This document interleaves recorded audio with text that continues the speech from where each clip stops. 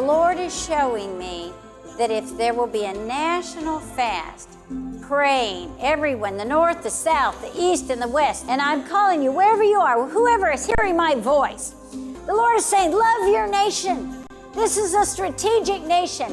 Fast for the elections coming up. Cry out to God that in the next elections, God is going to move in a massive way. The spirit of corruption will be broken. And God is going to release the spirit of truth and righteousness into this nation, because righteousness exalts a nation. With all of my heart, that Philippines was blessed with a very strategic positioning in this world, global positioning in this world. You are the far islands, far off.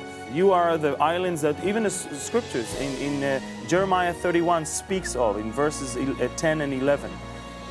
But I believe that as being the islands far off, your export to the world is of more value than any other country around the world. But once this country will be godly, will be of righteousness, then it will export righteous people, because you export people.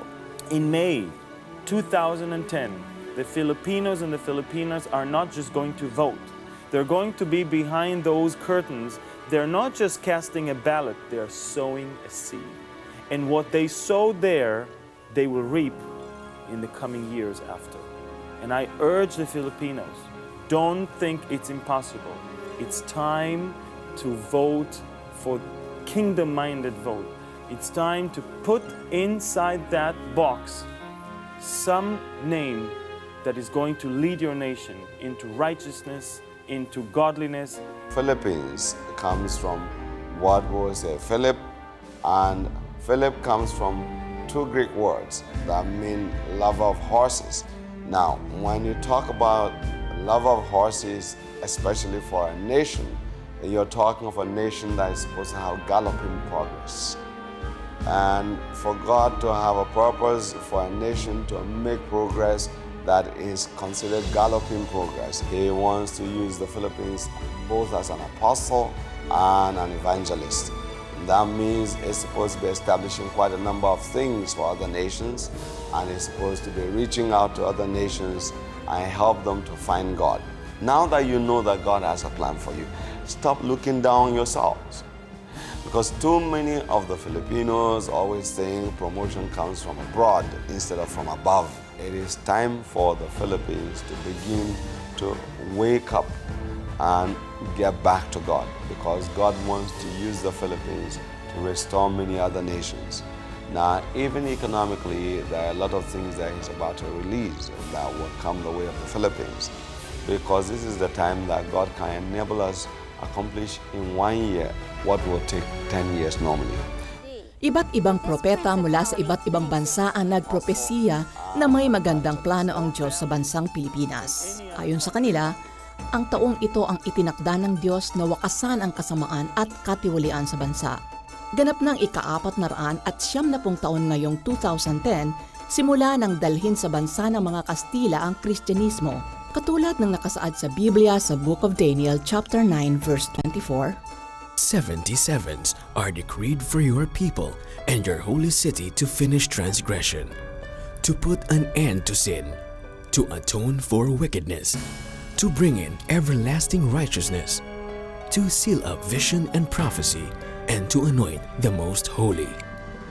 Bagamat may magandang plano ang Diyos sa bansa simula sa taong ito, nasa tao pa rin ang katuparan.